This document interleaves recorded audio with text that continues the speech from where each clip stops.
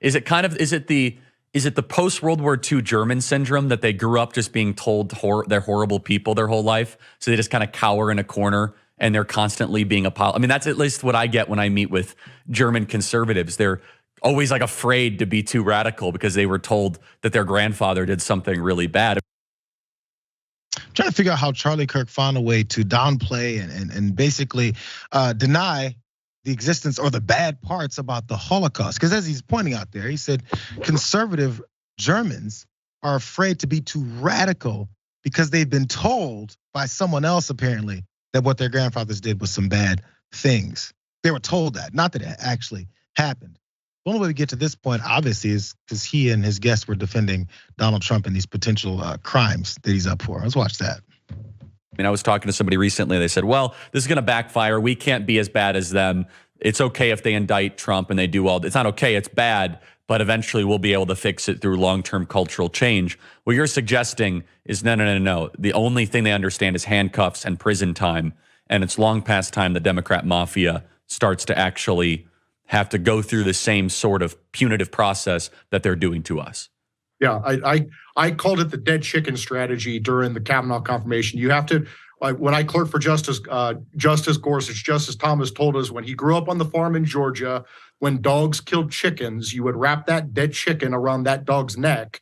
And as it rotted around that dog's neck, that dog lost the taste for chicken. And we need to do the same thing to Democrats, wrap those dead chickens around their necks, start indicting George Soros funded groups, BLM and Antifa leaders who are clearly violent, clearly committing tax evasion. We need to stop being weak and stupid on the right.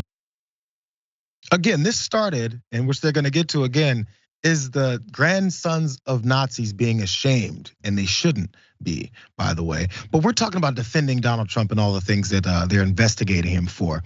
And there's Mike Davis of Article 3 Project talking about dead chickens and basically how they have to then push a bunch of false, concocted type of accusations against their political enemies in order to get them to stop doing it to them on real crimes. That's the plan. That's his genius plan. So if you're defending, like a bank robber, then you'll say, hey, what about that teller? That teller, I'll make up some stuff about that teller and then they'll stop convicting or coming after this bank robber. It doesn't make much sense unless you have a following of people that are willing to listen to whatever the hell it is that you have to say. They continued on though. This then went from talking about Donald Trump's legal issues to somehow making it about race. Yeah, watch. They have Trump in Fulton County. They got Trump here. And I mean, it's an interesting question. Is it because, Mike, the conservative movement is filled with so many weak, low energy neoliberals that think we still live in the 1980s? Yeah, probably 1990s. Let's give them some credit. I think they're stuck in the 1990s. White Republican men in the South and also lawyers are the weakest people on the planet, right? They are. Well, I don't want to say it on your air, but they need to find their backbones and they need to start fighting back because we're going to lose our country if we don't fight back. We're going to lose our country if we don't fight back. Adrian, what that sounds like to me is that they're uncomfortable with this rich, powerful white guy facing any kind of consequences because what we're used to is seeing minorities or anyone else that we don't really connect with facing consequences, having to actually struggle throughout our society. Rich white folks, men specifically, as they said, are given everything. And then once they face any kind of consequence, they're not supposed to be held accountable for it.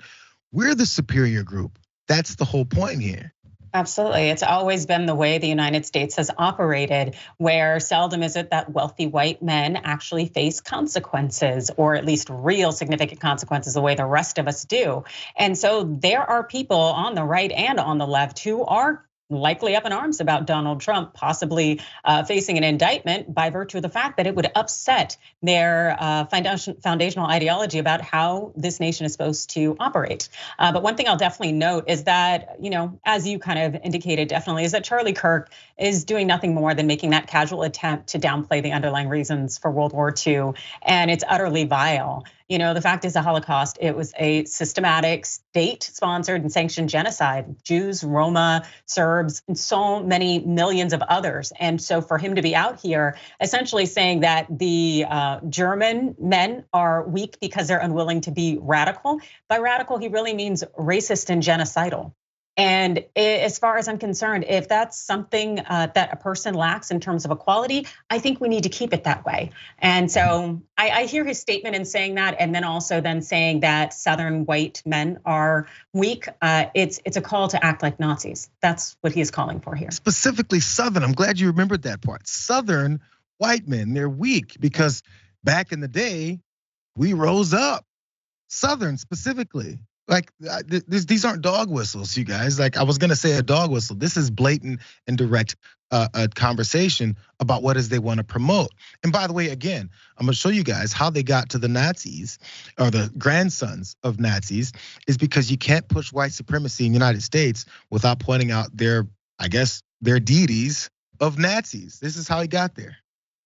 Yeah, I mean, how is it, in what galaxy is it just that Hunter Biden continues to walk free and Donald Trump faces an indictment? I mean, that right there is an insult to every Republican AG. And I know a lot of these people and I've talked to them and I get nothing but excuses, Mike. I get nothing but excuses from local DAs. Is it the post-World War II German syndrome that they grew up just being told they're horrible people their whole life? So they just kind of cower in a corner and they're constantly being I mean, that's at least what I get when I meet with German conservatives. They're always like afraid to be too radical because they were told that their grandfather did something really bad. I mean, is that a fair comparison?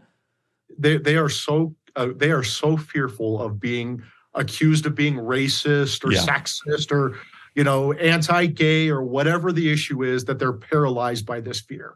And what they need to do is say, you know what? Democrats accuse everyone of being racist and sexist and homophobic and transphobic. It's meaningless. Stop caring. Start using power. Republicans need to do what Democrats do. That is, win power, earn power, use power. Davis is talking about white men, I guess Southern white men, being paralyzed by the fear of being accused of being a racist, a sexist, a bigot, any kind of form. Actually, what it is actually being held accountable for your actions, your words, and everything that you have created around yourself. And speaking of Charlie Kirk there. And again, I'm not saying that conservative white men are like Nazis. Charlie Kirk just did. So don't blame anyone else for calling you guys racist when you just said it's like those Nazis. I'm sorry, the grandkids of Nazis. And by the way, Agent, this is just what stuck out to me. This is a part of the game plan to me.